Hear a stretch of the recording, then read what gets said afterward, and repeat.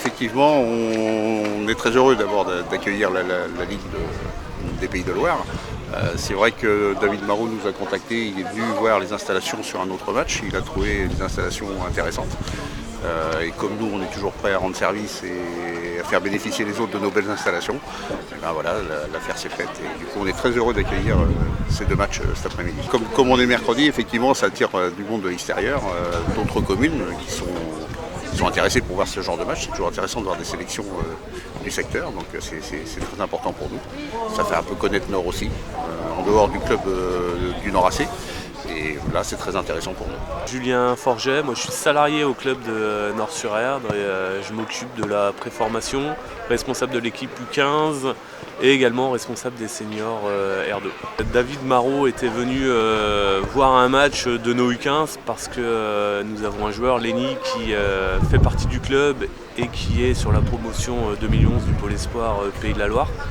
Et du coup, il avait vu les installations qui lui semblaient très bonnes pour pouvoir accueillir ce match.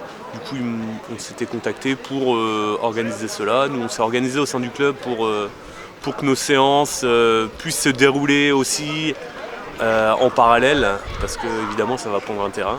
Et voilà, avec un peu d'organisation, on a réussi à placer ces deux matchs-là et pouvoir aussi que nos jeunes s'entraînent également. On a fait un peu de pub sur les réseaux sociaux, notamment avec l'affiche de la Ligue pour dire qu'il y avait ce match-là. Et puis bah, voilà, les parents ou les jeunes qui s'entraînent en parallèle avant leur entraînement ou après leur entraînement regardent un peu le match et voient le niveau des enfants qui jouent au sein des pôles espoirs. Donc c'est intéressant pour eux de regarder ce type de match. Cette année, on est aux environs de 780 licenciés, donc on progresse tous les ans.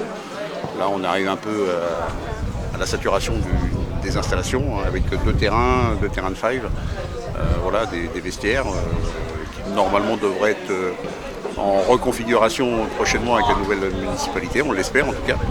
Donc on est en progression constante. Il y a une dizaine d'années, on était à peu près 500. Là, on progresse gentiment mais sûrement. Avec une parité, j'ai vu des demoiselles s'entraîner aujourd'hui. Voilà, on a 130 licenciés féminines, donc avec une section complète. Donc école de football, U11, U13, U15, U18, seniors, loisirs.